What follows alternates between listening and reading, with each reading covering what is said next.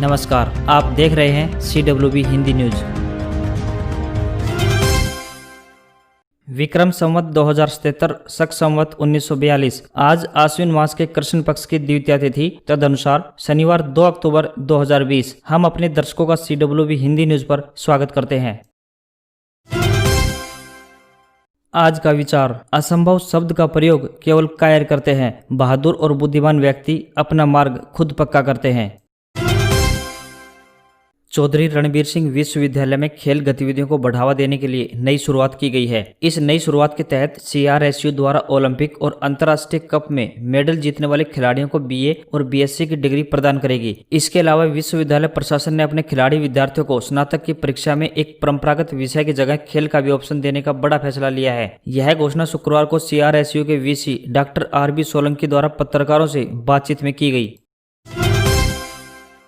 हरियाणा में PTI teacher भर्ती के लिए 23 अगस्त को हुई परीक्षा में दर्जन भर ऐसे सवाल थे जिनके उत्तर कर्मचारी चयन आयोग यानी HSSC ने उत्तर कुंजी में सही माने हुए थे, जबकि वो गलत थे। इस बाबत आयोग के सामने लिखित परीक्षा की उत्तर कुंजी में विसंगतियां दूर करने को लेकर आपत्ति भी दर्ज करवाई गई थी, लेकिन आयोग ने उस पर कोई कार्रवाई नहीं की। इसको आधार बनाकर पंजाब एवं हरियाणा हाईकोर्ट में एक याचिका दायर कर घोषित परिणाम को रद्द करने की मांग की गई है। कुरुक्षेत्र निवासी पवन कुमार व अन्य ने हाईकोर्ट में याचिका दायर कर परिणाम को चुनौती दी है।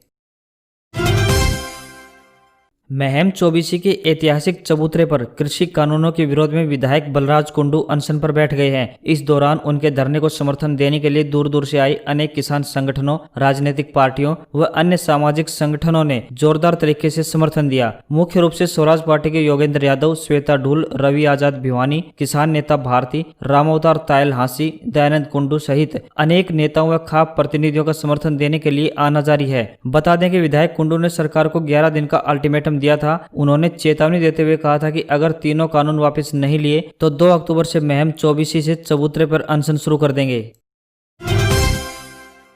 हरियाणा गवर्नमेंट ने किसानों, आढ़तियों व राइस मिलर्स की सुविधा के लिए कई अहम फैसले लिए। खाद्य नागरिक आपूर्ति एवं उपभोक्ता मामले विभाग के अतिरिक्त मुख्य सचिव PK दास ने बताया कि सरकार ने निर्णय लिया है कि राइस मिलर्स की मांग के अनुरूप ज्यों-ज्यों धान की खरीद होगी त्यों-त्यों आढ़तियों द्वारा उसी दिन बिलिंग की जाएगी। इसी प्रकार धान का उठान 24 घंटे के अंदर अंदर सुनिश्चित किया जाएगा।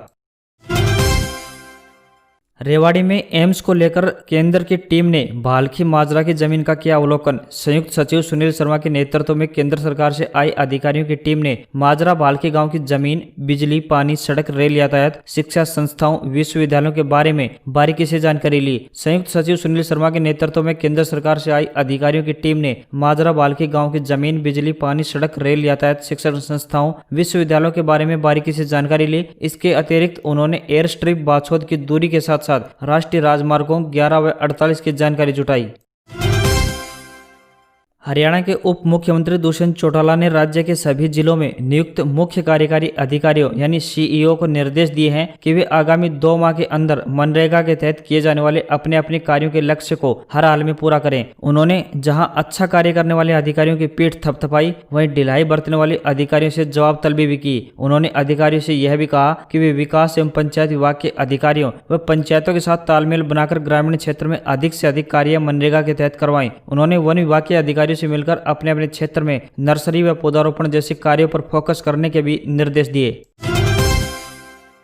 3 नवंबर को होने जा रहे बड़ौदा विधानसभा उपचुनाव, जहां सत्ताधारी भाजपा जसपा गठबंधन के अलावा कांग्रेस व इनेलो के लिए प्रतिष्ठा का प्रश्न माना जा रहा है। वहीं यह चुनाव कई नेताओं के लिए व्यक्तिगत साख का भी सवाल है। इन नेताओं में मुख्यमंत्री मनोहर लाल खट्टर व उप मुख्यमंत्री दुष्यंत चौटाला, नेता प्रतिपक्ष एवं पूर्व मुख्यमंत्री भूपेंद्र सिंह हुड्डा व इनेलो सुप्रीमो ओम प्रकाश चौटाला तथा इनेलो के राष्ट्रीय महासचिव अभय सिंह चौटाला जैसे दिग्गज शामिल हैं। उक्त नेताओं के लिए यह उपचुनाव व्यक्तिगत तौर पर नाक का सवाल माना जा रहा है। यही वजह है कि बड़ौदा चुनाव को लेकर इन सभी नेताओं ने चुनाव घोषणा से पहले ही पूरी ताकत झोंक दी थी। अब यह देखना दिलचस्प होगा कि बड़ौदा उपचुनाव किस दल का बेड़ा पार करता है और किसको नकारता है।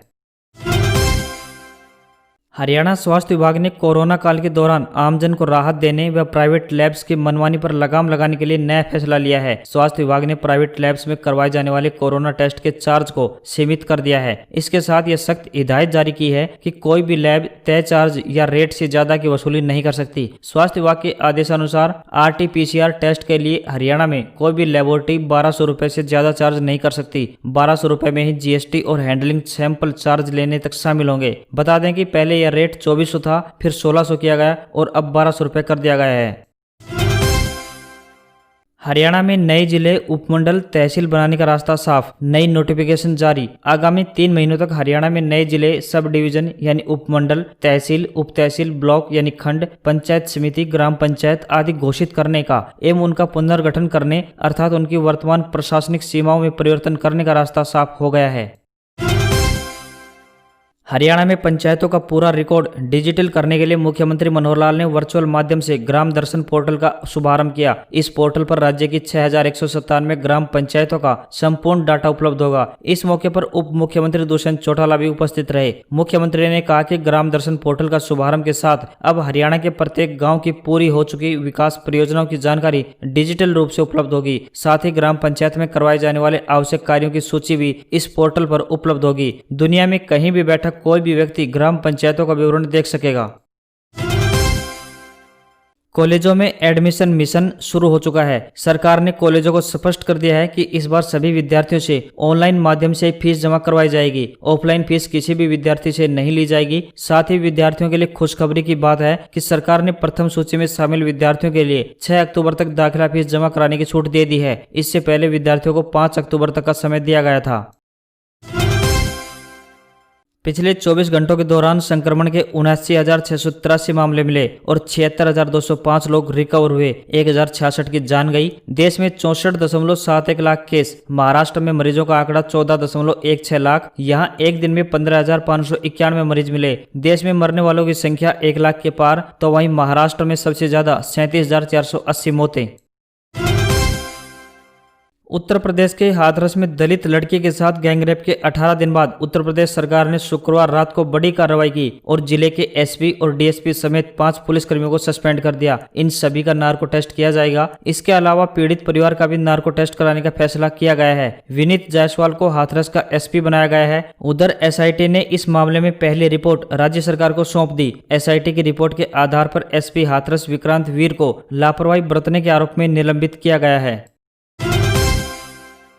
अटल टनल रोहतांग के उद्घाटन का जायजा लेने रक्षा मंत्री राजनाथ सिंह मनाली पहुंचे। CM जयराम ठाकुर ने हेलीपैड पर उनका स्वागत किया। इसके बाद दोनों रोहतांग पहुंचे और अटल टनल रोहतांग के उद्घाटन की तैयारियों का जायजा लिया। प्रधानमंत्री नरेंद्र मोदी 3 अक्टूबर यानी आज 9:10 पर 7 से हेलीपैड पर लैंडिंग करेंगे। वे आज दुनिया की सबसे ऊंची टनल का उद्घाटन करेंगे। यह समुद्र तल से 10,000 फुट की ऊंचाई पर बनाया गया है।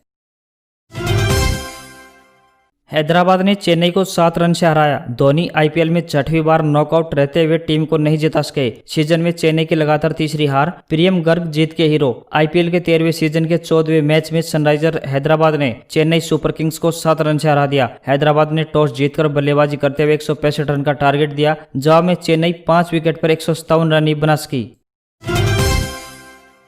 करीब 3% तक महंगा होने वाला है मोबाइल फोन, क्योंकि सरकार ने डिस्प्ले के आयात पर 10% ड्यूटी लगा दी है। ICEA के नेशनल चेयरमैन पंकज मोहिंद्रो ने कहा कि इस शुल्क का मोबाइल फोन की कीमतों पर 1.5 से 3% तक असर पड़ सकता है। ICEA के सदस्यों में एप्पल, हुआवेई, Xiaomi, Vivo और विंस्ट्रॉन जैसी कंपनियां शामिल हैं।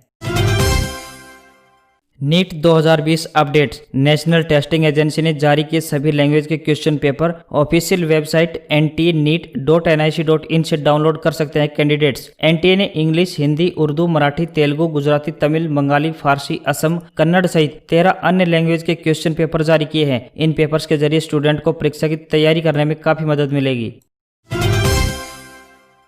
और अंत में आज के इतिहास के बारे में। भारत की पहली महिला स्नातक और पहली महिला फिजिशियन कादम्बिनी गांगुली का निधन 3 अक्टूबर 1923 को हुआ।